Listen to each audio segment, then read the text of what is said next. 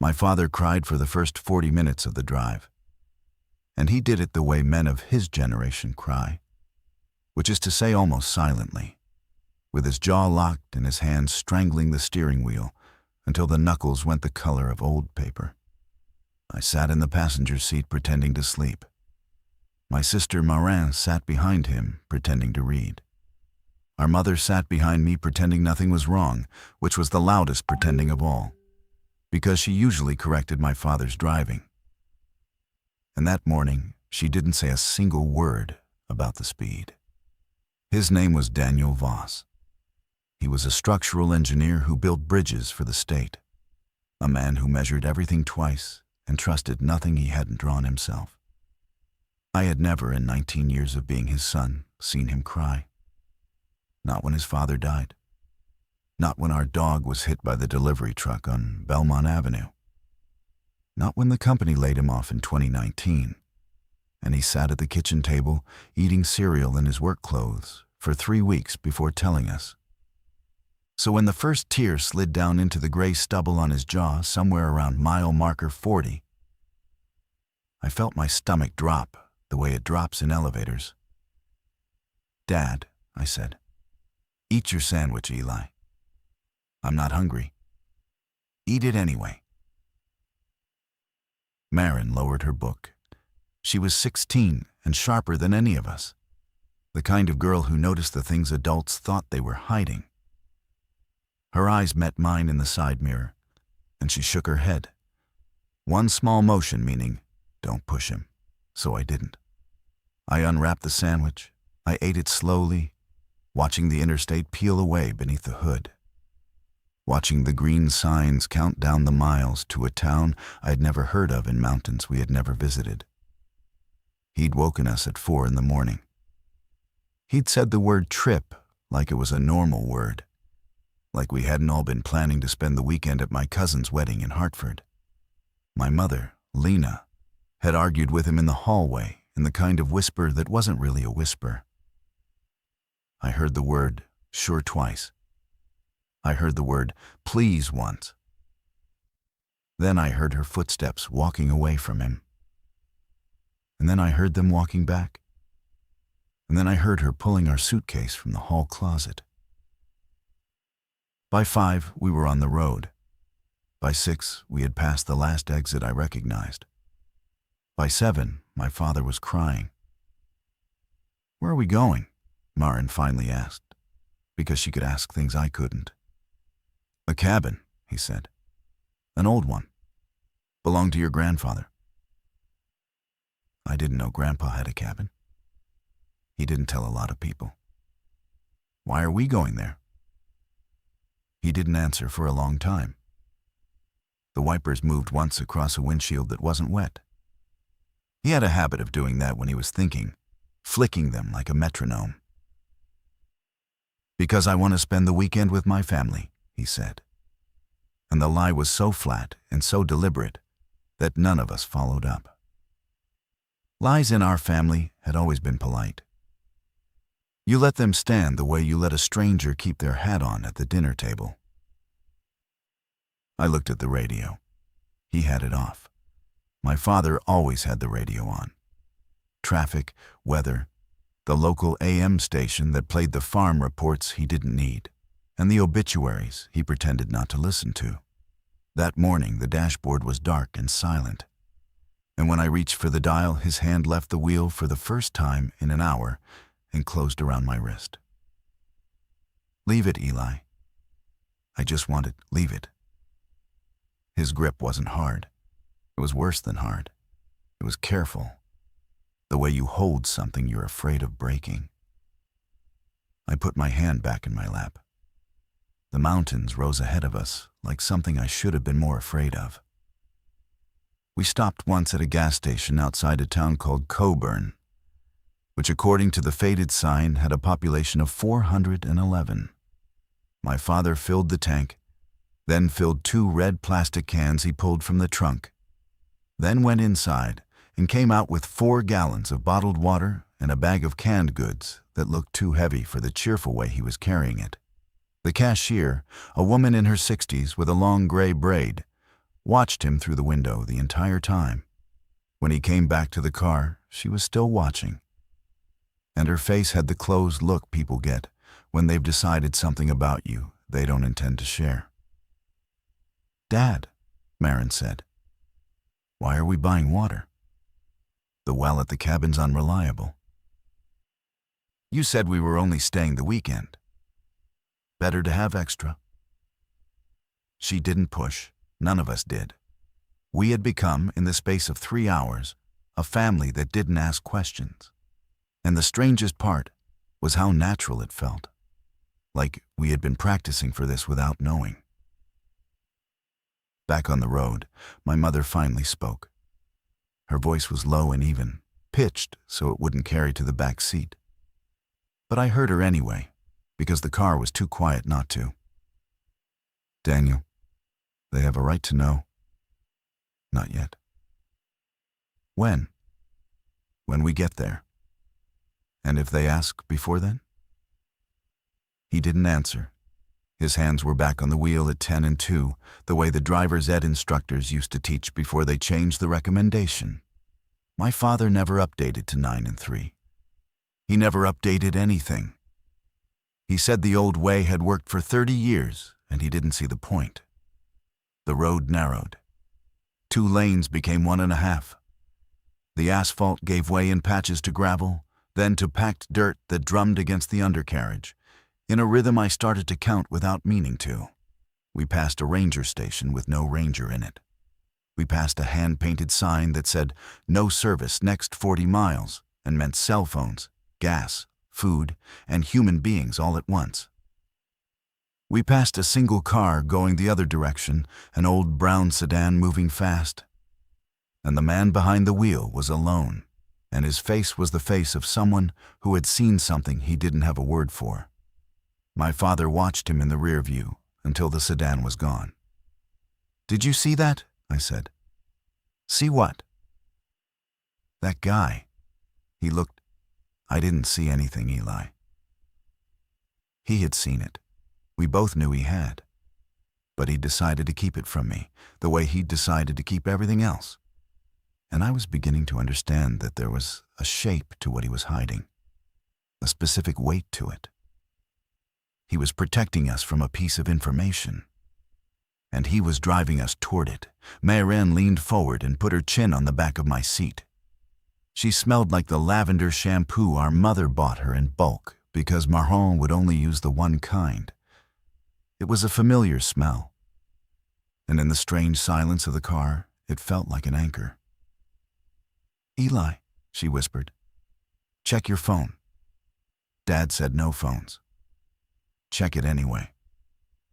I pulled it from my pocket under the lip of my jacket. No service. I'd expected that. But there was a notification from earlier in the morning that I hadn't seen. A news alert I'd swiped past in the dark of our driveway without reading. I opened it now, angled the screen away from the front seat, and felt my breath go shallow. 3 counties under voluntary advisory. CDC monitoring respiratory cluster in metropolitan area. Public asked to remain calm. It was the word calm that did it. Nobody ever asks people to remain calm unless they already aren't.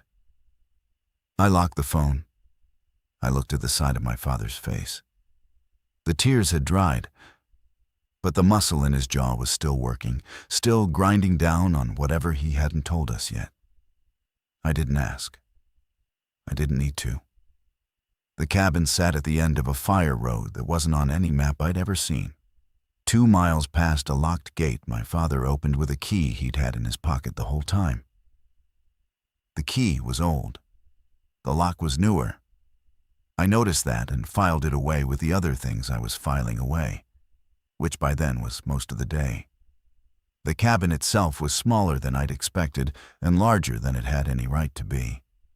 A single-story structure of dark timber tucked under a ridge of pines, with a metal roof streaked from weather and a stovepipe that listed slightly to the left.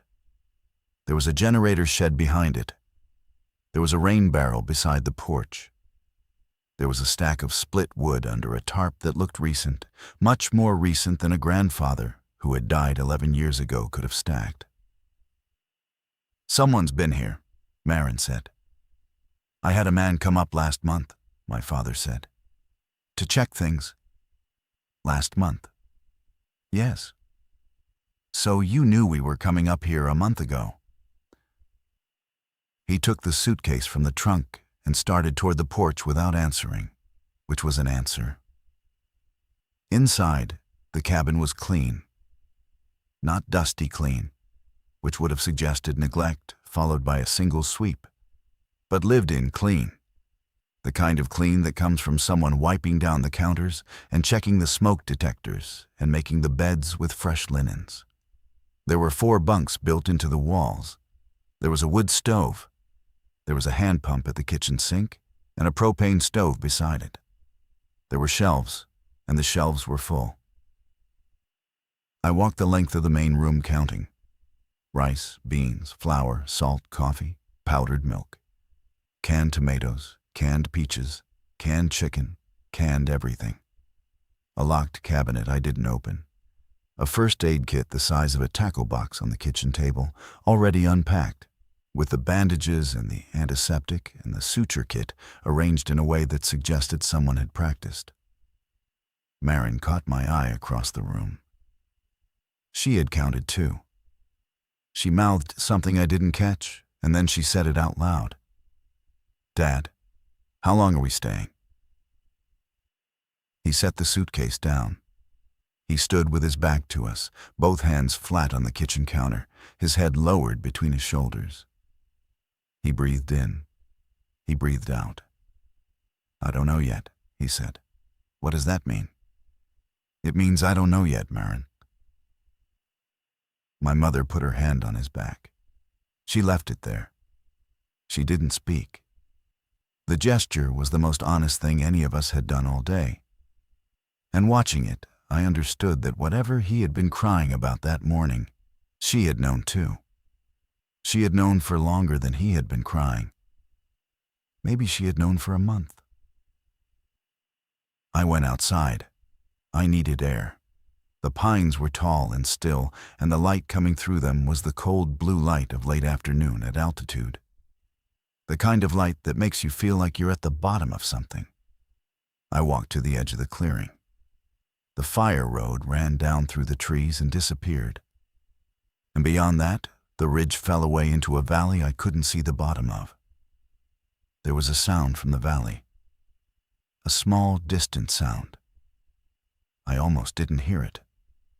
It was the sound of a car horn, held down for too long. The way a horn sounds when someone has fallen against it or pressed it on purpose and walked away.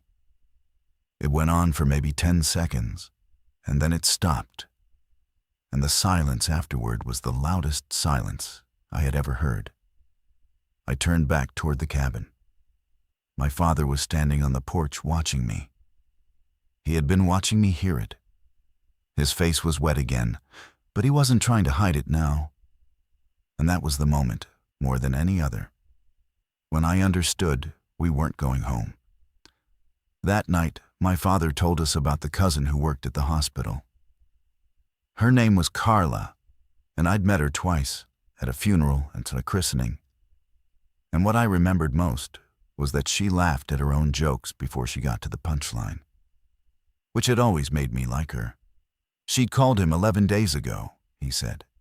She'd called him from a stairwell because she didn't want to be heard. She had told him about the admissions, about the symptoms that didn't match anything in the field guides, about the patients who came in confused and left the floor on a gurney with a sheet pulled over them, and how the sheets sometimes moved. He told us all of this sitting at the kitchen table with a kerosene lamp between us, because he didn't want to run the generator on the first night. Marin sat with her hands flat on the wood. My mother sat with her hands in her lap. I sat with my hands gripping the edge of my chair like I was on a boat. She told me not to tell anyone, he said. She told me she could lose her job. I told her I wouldn't. And then I called your uncle, and your uncle laughed at me. And then I called the office, and I took the leave. And I drove up here last month, and I checked the shelves, and I checked the pump, and I checked the generator. and I sat on that porch, and I tried to decide if I was a crazy person. "Are you?" Maren said, not unkindly. She was asking him because she needed him to answer. "I might be," he said. "I hope I am. I hope in 3 days we drive home and nothing has happened, and you both make fun of me for the rest of my life." "And if we don't drive home in 3 days?" I said. He looked at me. The lamp made his eyes look older than they were. "Then we stay here, Eli, until I know it's safe." We didn't sleep much. Maren took the bunk across from mine, and we lay in the dark listening to the cabin breathe, and narradandes to say, the small wooden sounds of a building that didn't yet know us. Every so often, from the valley, there was another horn, or what might have been a horn. Distance does things to sound at altitude. It bends it. It lengthens it. You can't always tell if you're hearing a car or a voice, or just the wind moving down through the pines like something pulled by a rope. "Eli," she said. "Yeah. Do you believe him?" "I don't know." "I do." "Why?" "Because of the wood stack. Nobody pays a guy to come up here and stack wood that neatly for a weekend." I thought about that. She was right. The wood was the giveaway. The way a small detail is always the giveaway, in the kind of stories my father used to read me when I was small. Stories where the hero notices the wrong button on the stranger's coat and everything unravels from there. My father had been preparing this place. He had been preparing it for longer than a phone call from a cousin in a stairwell. "Maren?" "Yeah." "How long do you think he's known?" She was quiet for a while. "Longer than 11 days, she said. In the morning, my mother made coffee on the propane stove, and we drank it on the porch in our coats, because the air at that elevation in early autumn was already the kind of cold that gets into your fingers. The valley was full of mist. You couldn't see down into it at all. You could only hear it. And what it was saying that morning was nothing. No horns, no engines, no birds, which I noticed last and which bothered me most, because the day before there had been birds. My father came out with a rifle. I hadn't known he owned a rifle. He set it across his knees and sat in the porch chair and didn't say anything about it, the way you don't say anything about a thing you want everyone to get used to. The rifle was a lever action. Dark wood, blued steel, the kind of gun a man inherits and doesn't talk about. My mother saw it and her face didn't change, which meant she had seen it before. Maren saw it and her face did change, but only for a second. Then she went back inside and came out with her coffee and sat down beside him like nothing was different. I was the only one who couldn't pretend. "Dad." "Eli. Where did that come from?" "My father's." "You've had it the whole time?" "Yes." "In the house?" "In a safe, in the house." "Yes." "You never told me." "I didn't want you to think about it." I sat down on the porch step. The wood was cold through my jeans. I watched the mist in the valley, and I thought about how many things my father had decided not to tell me over the course of my life. How many decisions he had made about what I could and couldn't handle. And I wondered if he had been right about any of them. "Is it loaded?" I said. "Yes." "Can you teach me?" He looked at me for a long time. He set his coffee down on the porch rail. He stood up. "Come on," he said. We walked out past the woodpile, past the generator shed, to a clearing where someone had set up a length of split log at the base of a dirt bank. Someone, meaning him on one of his earlier trips. He showed me how to hold it. He showed me how to brace. He showed me how to look down the iron sights and breathe out before I squeezed. And I did, and I missed. And he showed me again. The third shot hit the log. The sound of it cracked off the ridge and rolled back to us a second later, like the mountains were repeating what we had said. "Marine too," I said. "What?" "Teach Marin too." He nodded. He didn't say anything, but he nodded, and that was a kind of answer I had come to recognize from him. The kind that meant he had already been planning to, and was relieved I had asked. We walked back. Marin was on the porch with her coffee, and she stood up when she saw us coming, and she said, "I want to learn," before either of us could say anything. And my father almost smiled. It was the closest thing to a smile any of us had managed in 2 days. That afternoon, my mother walked the perimeter of the clearing with a notebook and made a list. She had always been the list maker. She wrote down the angles of approach. She wrote down the windows that didn't lock properly. She wrote down the distance from the porch to the tree line in paces, and the distance from the tree line to the fire road, and the distance from the fire road to the locked gate. She wrote down where she would put a person if she had to put a person. "Lena," my father said, watching her from the porch. "Daniel, you don't have to do that yet. I'd rather do it before I have to." He didn't argue. He had stopped arguing with her about almost everything, I'd noticed, somewhere in the last year. He used to argue with her constantly about the small things, the brand of mustard and the route to my grandmother's house and the temperature of the thermostat at night. He had stopped. I didn't know when. But watching them on that porch, in the high, cold light, I understood that they had made a decision together somewhere along the way. And the decision was that they were going to be on the same side of whatever was coming. I wanted to be on that side too. I just didn't know how to get there yet. The man came up the fire road on the 3rd day. He was on foot. He was alone. He was wearing a torn windbreaker and one shoe, and the foot without the shoe was wrapped in what looked like a curtain. He walked slowly, with the particular slowness of a person who had been walking for a long time and didn't know how to stop. And when he reached the locked gate, he stood there for a while, with his hands on the bars, and then he started to climb. My father saw him first. He had been at the kitchen window with binoculars, which I'd also not known he owned.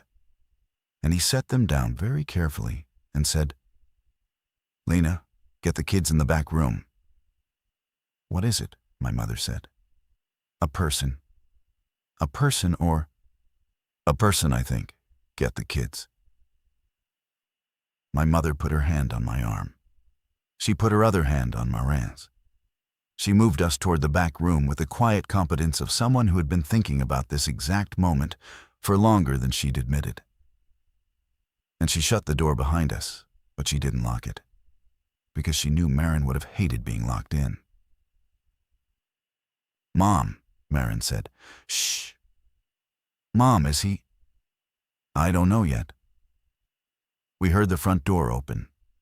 We heard my father's voice, low and even, the voice he used when he was talking to a contractor he didn't trust.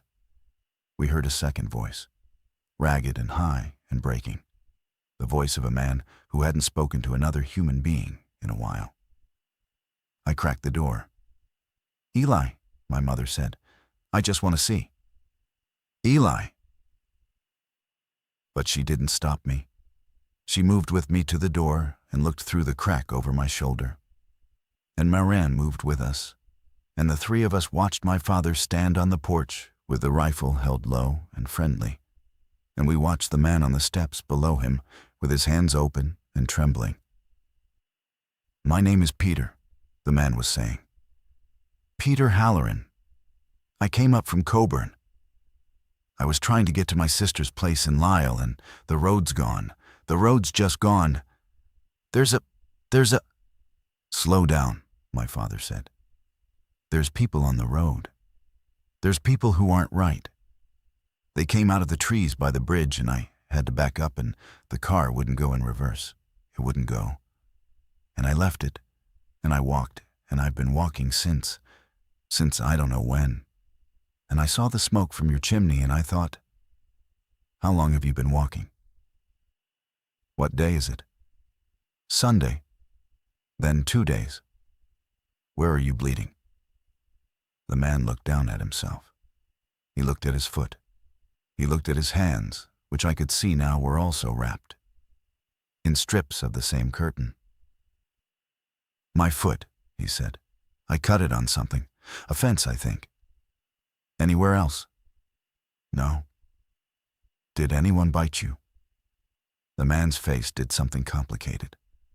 It was the face of a man who was about to lie, and then changed his mind, and then changed his mind again. No, he said. My father didn't move. The rifle didn't come up. But his hand on the stock changed position just slightly, the way a hand changes when it's getting ready. Peter, he said, I need you to sit down on that step. I need you to take the wrappings off your hands and your foot, slowly. And I need you to show me. And then we'll talk about food and water, okay? The man sat down. He started unwrapping his foot. His fingers were shaking so badly it took a long time. Behind me, in the back room, I felt my mother's hand close around my shoulder and squeeze. And I understood she was holding on to me, not to comfort me, but to comfort herself. And I let her. And I didn't move. The foot was bad, but it wasn't a bite. It was a long, jagged tear that ran along the outside of the arch, the kind of cut you get from chain link or rusted barbed wire. And it had been bleeding into the curtain strip for so long that the strip had become the wound, dried into it, indistinguishable from skin. My father made him stay on the porch. My mother brought hot water in a pot and the first aid kit and a chair. And she worked on the foot while my father stood 3 steps back with the rifle pointed at the porch rail. Which is to say, not at Peter, but not at him either. Moran watched from the window. I watched from the doorway. Peter cried a little while my mother cleaned the wound, the small private crying of a grown man who didn't want to but couldn't stop. And my mother spoke to him in a voice I had never heard her use, low and slow and full of a kindness that didn't ask anything in return.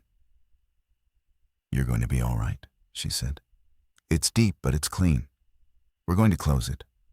You're going to be all right. I'm sorry, he kept saying.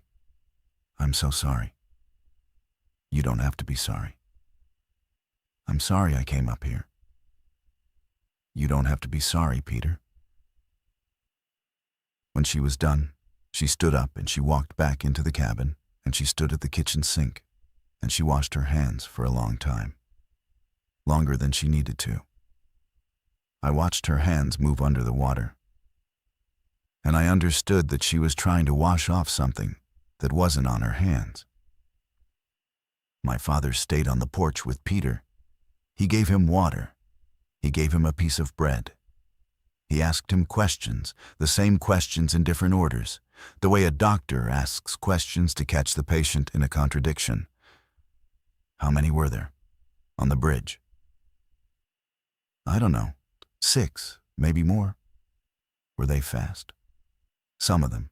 Some weren't. There was a woman she was just standing there, like she was waiting for a bus. And then I got close, and she wasn't. Wasn't what? Wasn't waiting for a bus. Did they make sound? Yes. What kind? I don't want to talk about it. I need you to.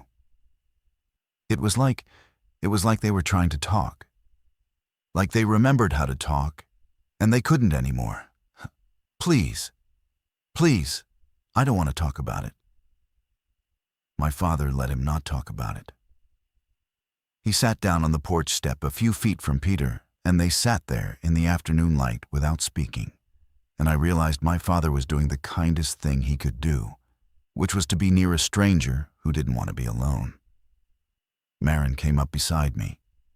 She had her arms wrapped around herself. "He can't stay," she said quietly. "Marin, I know that sounds. I know how that sounds. But he can't, Eli. Dad's not going to let him." "Why not?" "Because of us." She was right. I had known it from the second my father's hand changed position on the rifle.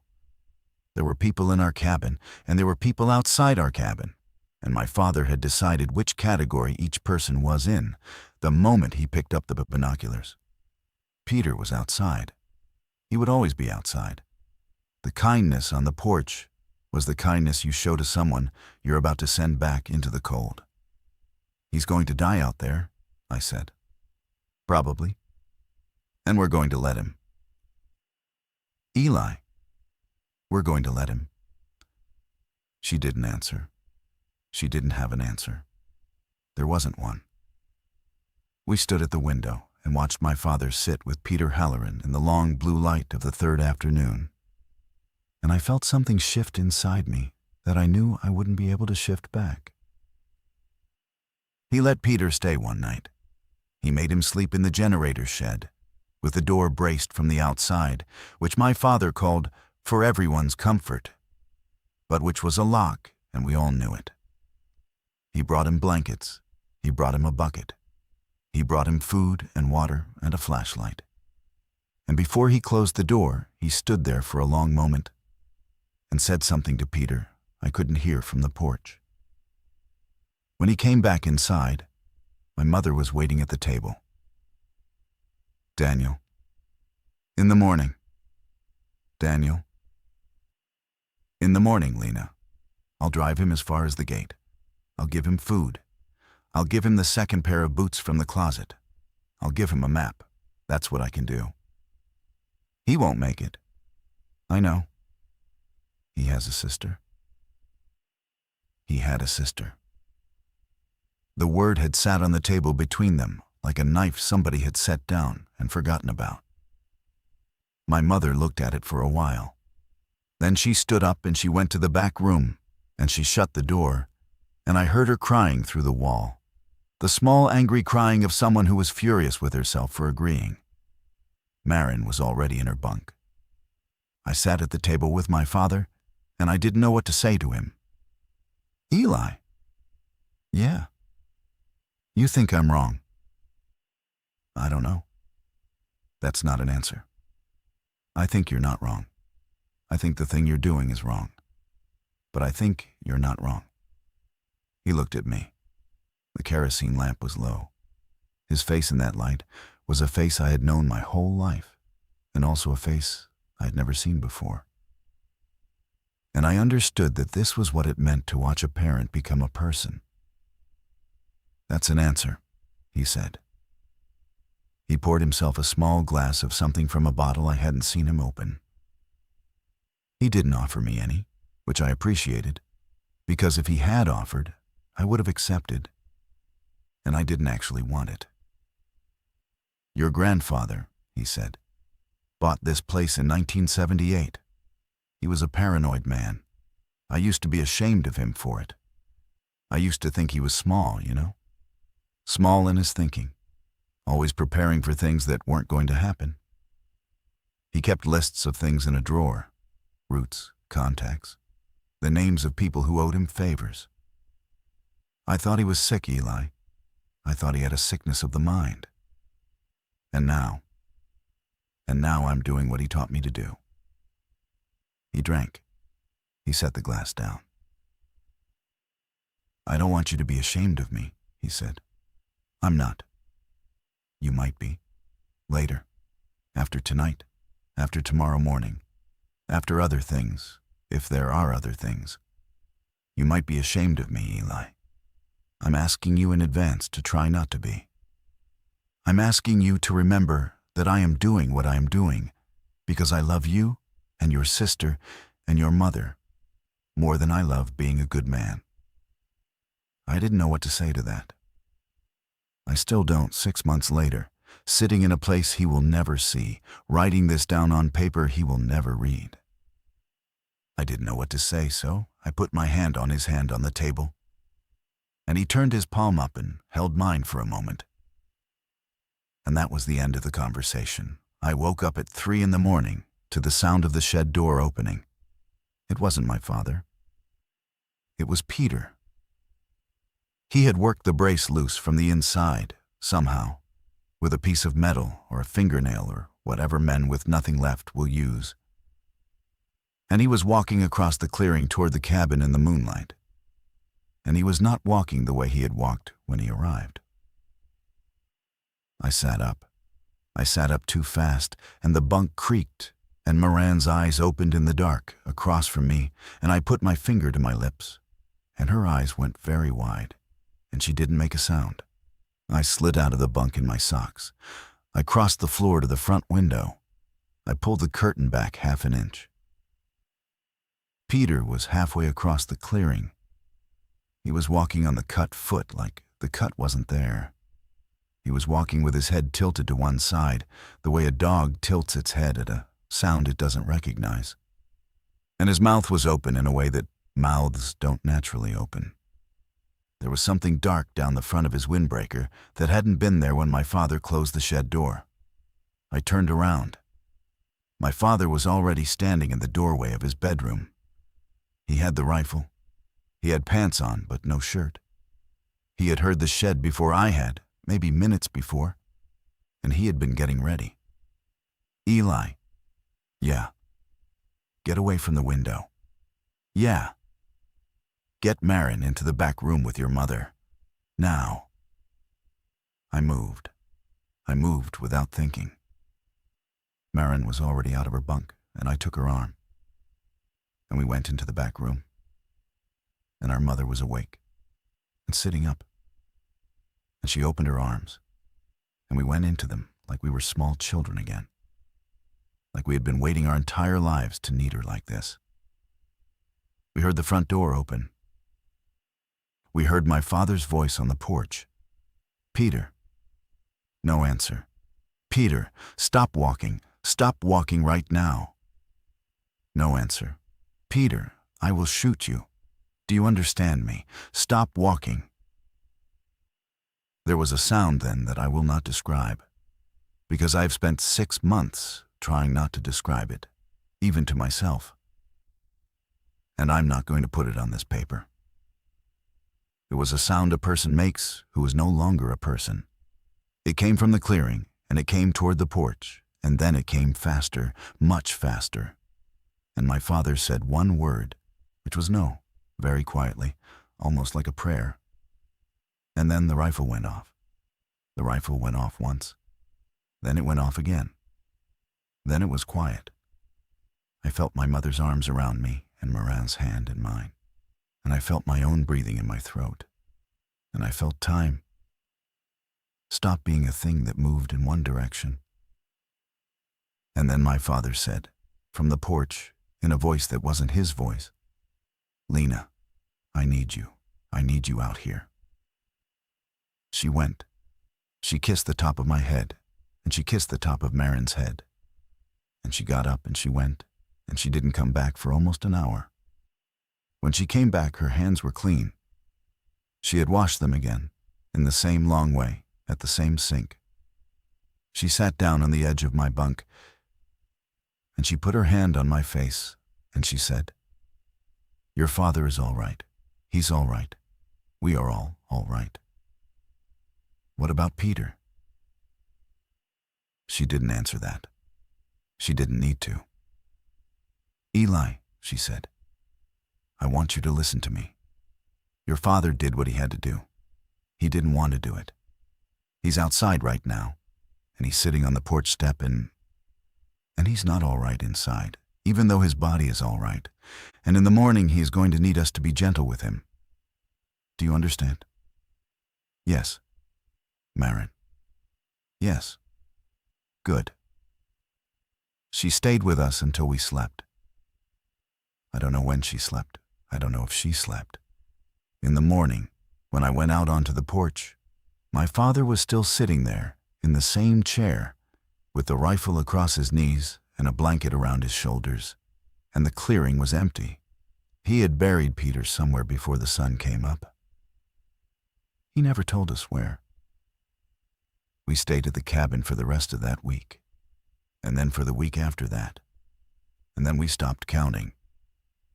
The radio in the kitchen, which my father finally turned on the morning after Peter, played static on most bands and a single repeating emergency broadcast on one. The kind of broadcast that gives no information beyond the fact that there has been an emergency and that you should stay where you are.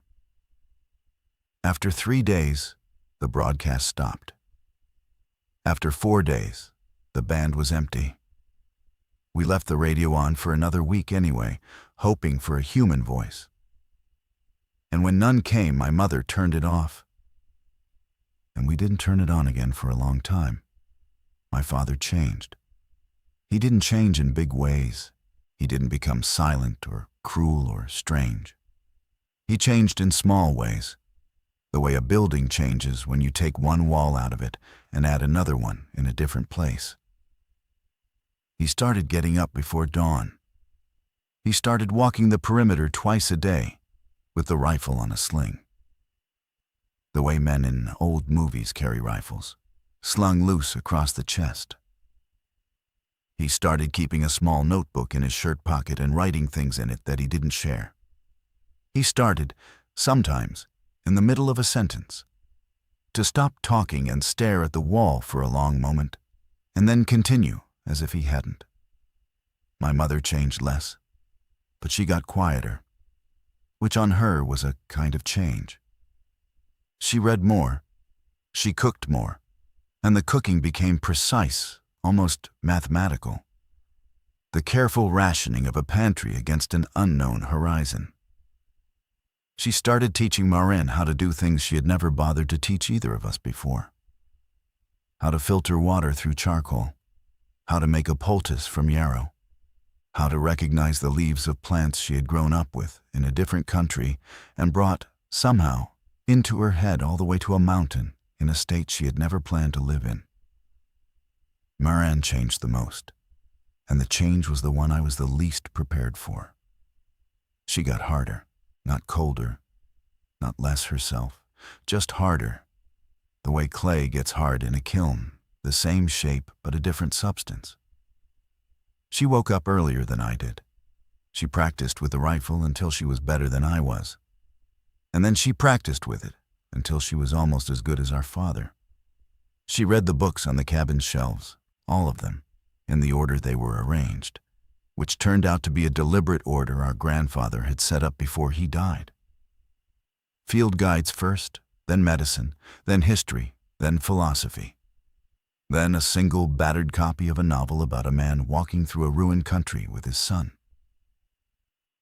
I changed too. I am the least reliable narrator of my own change. So I will only say what I noticed. I noticed that I slept lighter. I noticed that I no longer flinched at the sound of the rifle.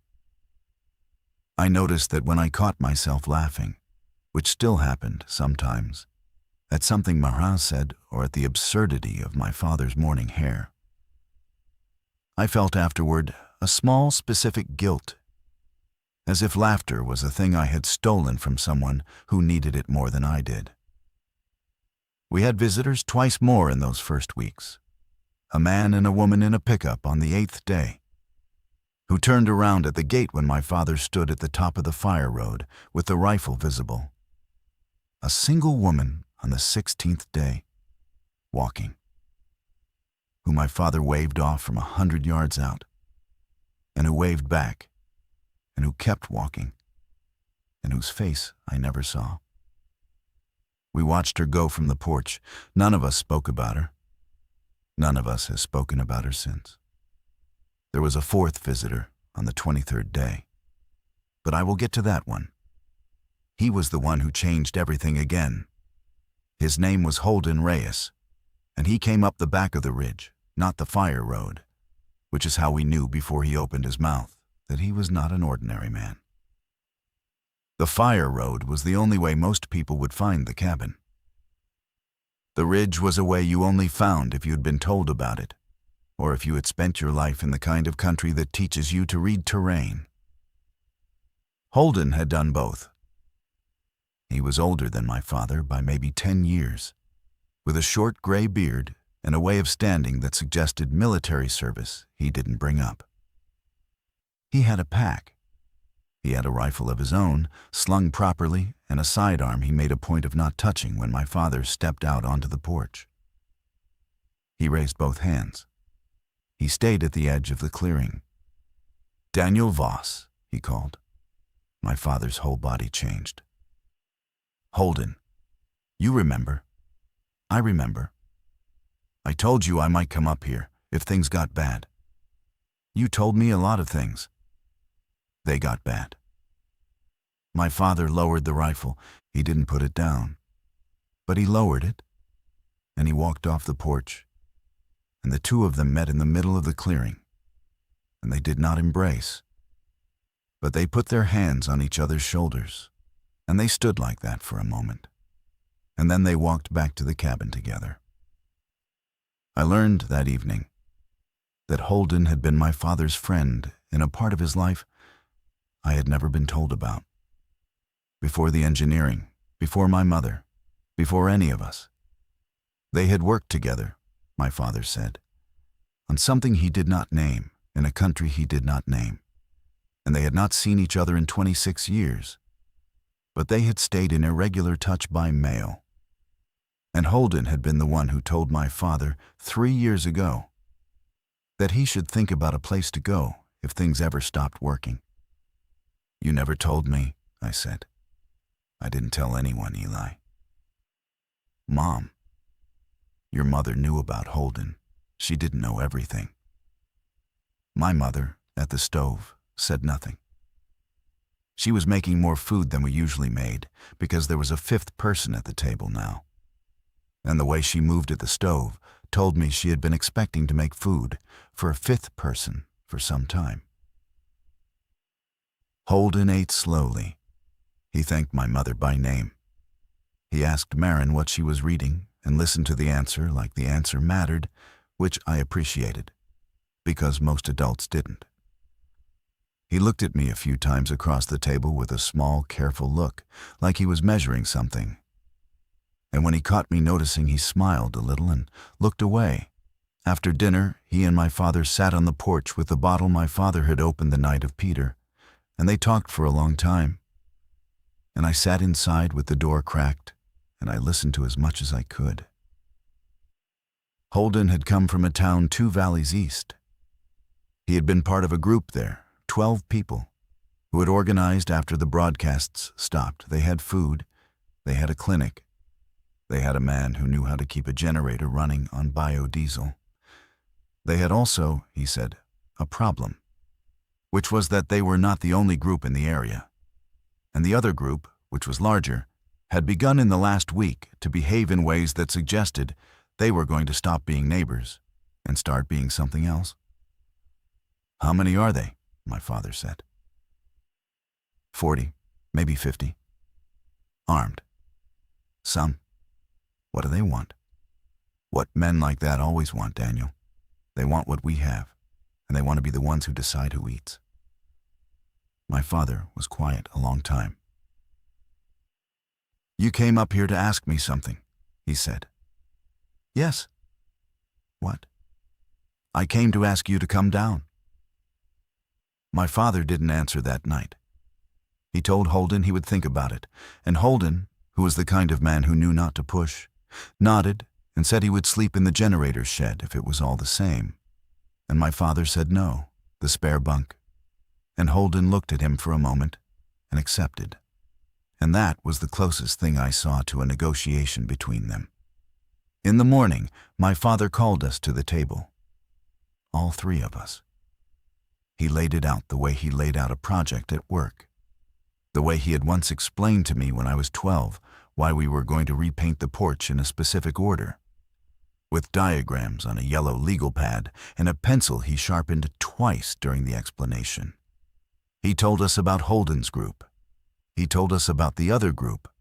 He told us that Holden was asking him to come down, with whoever was willing, and bring what we could spare, and join a community that might or might not survive the next month, but that would certainly survive longer than 4 people alone on a ridge. And if we say no, Maren said, then we stay here. And eventually our food runs out. Eventually we have to come down for something. Eventually somebody else comes up. Eventually the other group, the bad one, finds this cabin because Holden found it, and he won't be the last. And if we say yes, then we leave most of the food here, and we take what we can carry, and we go with Holden, and we become a part of something we don't control. He looked at each of us in turn. He looked at my mother last and longest, and she nodded once. I'm not deciding this alone, he said. I had not expected that. I had expected him to decide. He had decided everything else. He had decided to drive us up here. He had decided about Peter. He had decided about the woman with no face on the 16th day. I had been ready, I realized, to resent him for deciding this one too. He had taken that away from me by handing me a piece of the decision. What do you think we should do? I asked him. I think we should go.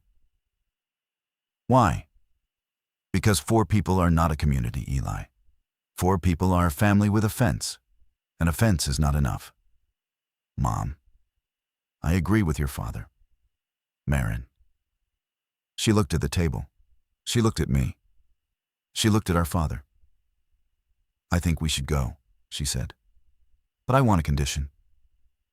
What condition? My father said. If they are not what Holden says they are, we come back. We don't stay because we said we would. We don't stay because we're tired. If they are not what he says they are, we leave, and we come back here, and we lock the gate behind us. My father looked at Holden, who was standing in the doorway, who had been letting us have the conversation in the way a good guest lets a family have a conversation, present but not participating. Holden, my father said, can you agree to that? I can agree to that. Then we go. We packed for 2 days. We took the canned goods we could carry, and we hid the rest in the root cellar under the cabin, which I had not known existed until my father showed it to me, because of course he had not told me about it. Because of course there was always something else he had not told me about. We took the rifle, and Holden's too, and the pistol my mother produced from her own suitcase, which I'd also not known about, and which she handled with a familiarity I had no time to ask her about. On the morning of the 3rd day, we locked the cabin behind us, and we walked down the fire road toward whatever Holden had brought us toward. And none of us looked back, because looking back at a place you might not return to is a thing you only do in stories. And we had stopped by then, being inside a story. Holden's group lived in what had been a summer camp for children, a cluster of log buildings around a lake that in better years had held canoes and swimming docks, and the small bright noise of 7-year-olds being away from home for the first time. The canoes were still there, pulled up under tarps. The swimming docks had been disassembled and the lumber used to reinforce the gates. The bright noise was gone, replaced by the lower, more careful noise of adults who had agreed to live together and were still figuring out the terms. There were 14 of them when we arrived, which made 18 with us. The leader was a woman named Sona Amadi, who had been a county nurse before and who ran the group not because she had asked to, but because nobody else had been willing. She met us at the gate. She shook my father's hand. She shook my mother's hand. She put her hand on Maren's shoulder and then on mine, and she looked at us for a long, careful second each. And I understood she was deciding something about us, the way my father had decided something about Peter on the porch. "Welcome," she said. "We'll talk about rules in a minute. First, food. You look thin." We were thin. We had not noticed how thin until she said it. She fed us in the dining hall, which had a long table and benches and a wood stove at one end. And the food was thin too, but it was hot, and there was enough of it, and we ate without speaking. And around us, the 14 others worked at their own quiet tasks and did not stare at us, which was a kindness I've not forgotten. The rules were simple. Everyone worked. Everyone took a turn on the wall. Decisions affecting the group were made in the dining hall, by hand, with a count. Disputes went to Sona, and Sona's decisions could be appealed to the count, and the count was final. There was no hoarding, there was no hitting, there was no taking what was not offered. Anyone could leave at any time, and what they took with them was theirs. "What about the other group?" my father said. "We'll get to that," Sona said. "When? When you've slept, and your family has slept, and your daughter has stopped looking like she's about to fall over." Maran opened her mouth to protest and then closed it. She had, in fact, been about to fall over. We slept that first night in a cabin meant for 8 children, 4 of us in 4 narrow beds. And the strangeness of being indoors with other human beings near us, behind walls that were not our walls, was so total that I lay awake for an hour listening to the unfamiliar building breathe. The other group was called, by Holden's people, the Ridge. They were not, by their own name, anything. People who behaved that way rarely named themselves.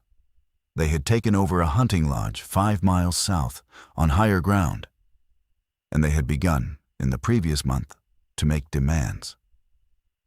Tribute was the word Sona used, and she used it with a small, flat distaste, the way you would name a disease you had treated before and didn't enjoy treating. They had asked for food. They had asked for medicine. They had asked, on the most recent visit, for 2 of Sona's people to come and help at the lodge. And Sona had said no. And the men who had come to ask had left without arguing, which Sona did not take as a good sign. "They'll come back," she said, "within the week, with more men, with a different question." "What question?" my father said. "The question they should have started with, whether we want to be part of them or part of the ground." She said it flatly. She said it the way you say a thing you have already accepted and are no longer afraid of. My father set down his cup. "Then we need to talk about the wall," he said. He took over the wall in 3 days, not by asking, but by being the person who knew the most about it. He walked the perimeter with Sona and a man named Aldo, who had been a contractor before, and the 3 of them came back with a list of weaknesses and a plan to address them. And Sona presented the plan to the count, and the count approved it. And my father began work the following morning with a crew of 6, of which I was one. I worked beside him for the first time in my life. We had never built anything together. He had built things I had watched. That week, on the wall, he showed me how to drive a nail at the correct angle so it would hold against pressure from the outside, but pull free easily from the inside. He showed me how to brace a post so the brace itself became the strongest part of the structure. He showed me, without saying it, how a man who has decided what he is doing moves through a day. And I watched him, and I tried to learn. Marin worked with Sona in the clinic, which was a converted craft cabin with a sink and a small generator and an inventory that Marin began, on her second day, to organize alphabetically and by use, because nobody had had the time to do it before. Sona watched her do it for 10 minutes and then said, "You are going to be very useful here." And Marin's face did something I had not seen it do in weeks, which was to flush a little with pride. And I had to look away because the sight of it hurt me in a way I had not been prepared for. My mother worked in the kitchen with 2 other women, an older woman named Beatrice and a younger one named Rin. And within a week, the kitchen had a rotation and a schedule and a small system of trades with the people who foraged, and the food, while still thin, became food again. Food with a small care in it. Food that tasted like someone had decided you were worth feeding. On the 6th day, the ridge came back. They came in 3 trucks up the access road, with 8 men visible and probably more inside. They stopped 100 yards from the gate. A man in a brown coat got out and stood with his hands on his hips. He did not call out. He waited. Sona went to the gate. My father went with her. Holden went with him. The 3 of them stood at the gate, and the man in the brown coat walked halfway to them and stopped. And the conversation that followed I did not hear, because I was on the wall with the rifle, on a platform Aldo had built 2 days before, with instructions to watch and not to shoot unless my father raised his left hand above his head. He did not raise his left hand. The conversation was short. The man in the brown coat went back to his trucks. The trucks turned around. The trucks drove away. My father walked back from the gate, and his face was the color of the inside of an oyster shell. And he did not speak to anyone for an hour. When he did speak, it was at the count, that evening, in the dining hall, with all of us present. "They will be back," he said, "in numbers, within 3 days. They have given us until then to send 4 people to the lodge, of their choosing. I told them no. Sona told them no. Holden told them no. We need to be ready." The count voted to be ready. It was not a close vote. We were ready in 2 days. We were ready in the way that people can be ready when readiness is the only thing left to do. The wall was reinforced. The clinic was stocked. The children, of which there were 3, were moved into the root cellar of the dining hall with Beatrice. The rest of us took positions, and we waited. And on the 3rd morning, just before dawn, they came. What happened next, I will not put on this paper. I have tried to write it 3 times, and each time I have torn the page and burned it in the stove. I will say only that we held. I will say only that we did not all hold. I will say only that my father, in the last hour of the fight, did something he had spent his entire life preparing to do, and had hoped never to have to. And he did it well, and he survived it. And he was never again, after that morning, the same man who had cried in the driver's seat on the way up. It is 6 months later. I am writing this at the long table in the dining hall, in the last light of an October afternoon.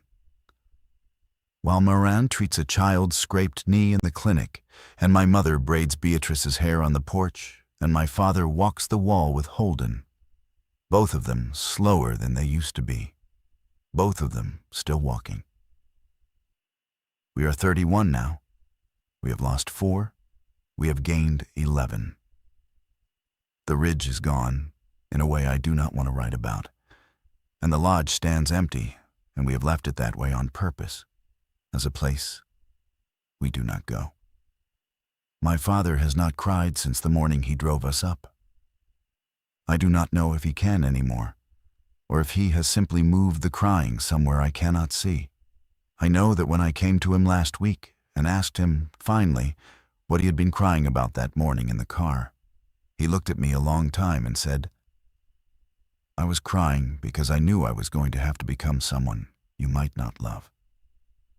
And I did it anyway. I love him anyway. That is the answer. That is the whole of it.